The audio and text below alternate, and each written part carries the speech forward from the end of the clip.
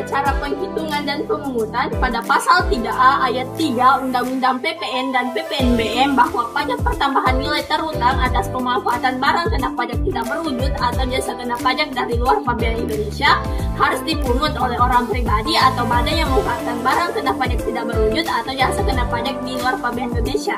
Atas pemungutan tersebut harus di-store dan dilaporkan yang tata caranya diatur oleh Peraturan Menteri Keuangan. Adapun yang termasuk barang kena pajak tidak berwujud yaitu hak paten, hak cipta, dan hak merek dagang. Sedangkan jasa kena pajak dari luar Pabean Indonesia mencakup yang pertama yaitu jasa yang terkait dengan barang tidak bergerak di Indonesia seperti perencanaan pembangunan. Yang kedua yaitu jasa yang terkait dengan barang yang bergerak yang memanfaatkan di Indonesia seperti penyewaan ring. Dan yang terakhir atau yang ketiga yaitu jasa yang dilakukan secara fisik di daerah Pabean seperti jasa konsultan dan akuntan. Sedangkan pada perhitungan PPN dapat dihitung dengan cara mengalihkan tarif PPN dengan dasar pengenaan pajak dan tarif PPN-nya sebesar 11% yang berlaku sejak 1 April 2023 dan untuk 12% akan berlaku pada tanggal 1 Januari 2025. Halo, jadi di sini saya akan melanjutkan materi tentang pemanfaatan BKP dan atau JKP dari luar daerah Pabean saat terutang. Nah, pemanfaatan itu dimulai pada saat barang atau jasa digunakan secara nyata, harga perolehan itu dinyatakan sebagai utang, dan juga harga perolehan itu dibayar sebagian atau seluruhnya, dan juga harga jual itu ditagih oleh pihak penyedia. Baik, di sini saya akan melanjutkan materi selanjutnya yaitu tata cara penyetoran dan pelaporan pajak. Bagi orang pribadi atau badan yang telah dikukuhkan sebagai PKP, pemungutan dan penyetoran PPN tersebut disampaikan dalam surat pemberitahuan masa PPN bulan terutangnya pajak.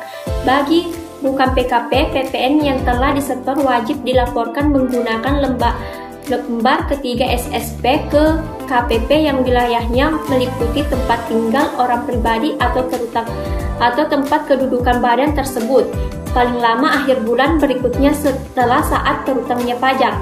Apabila terjadi keterlambatan penyetoran PPN, DJP akan memberikan sanksi administrasi berupa bunga sesuai dengan peraturan perundang-undangan yaitu ketentuan pasal 9 ayat 2 Undang-Undang.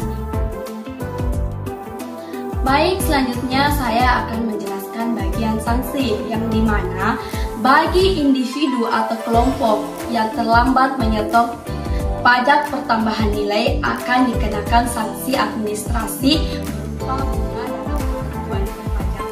Baik, setelah pemaparan materi yang tadi, kita akan mengangkat studi kasus pengenaan PPN terhadap pemanfaatan BKP tidak berwujud dan JKP dari luar daerah Pabean di Indonesia dilakukan melalui self-assessment oleh perusahaan yang memanfaatkan layanan atau barang tersebut di Indonesia.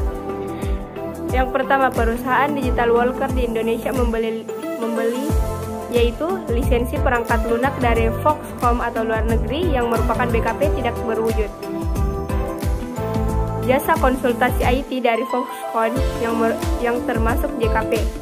Yang kedua, aturan PPN di Indonesia yang yaitu BKP tidak berwujud dari luar negeri dikenakan PPN dan JKP dari luar negeri juga dikenakan PPN dan pemungutan PPN dilakukan secara self-assessment oleh perusahaan di Indonesia.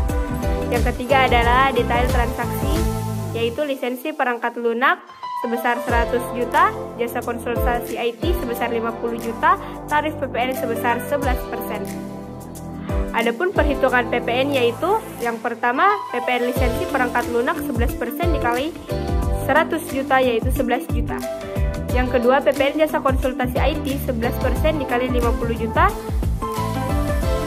sama dengan 5.500.000. Yang ketiga total PPN 11 juta ditambah 5.500.000 sama dengan 16.500.000. Pencatatan jurnal saat menerima faktur, beban lisensi perangkat lunak sebesar 100 juta, beban jasa konsultasi IT sebesar 50 juta, pajak masukan sebesar 16.500.000, utang pajak luar negeri sebesar 146.500.000 pada saat pembayaran utang pajak luar negeri sebesar 146.500.000, kas atau bank sebesar 166.500.000. Kesimpulannya adalah pengenaan PPN Pemanfaatan BKP tidak berwujud dan JKP dari luar negeri dilakukan melalui self-assessment oleh perusahaan di Indonesia.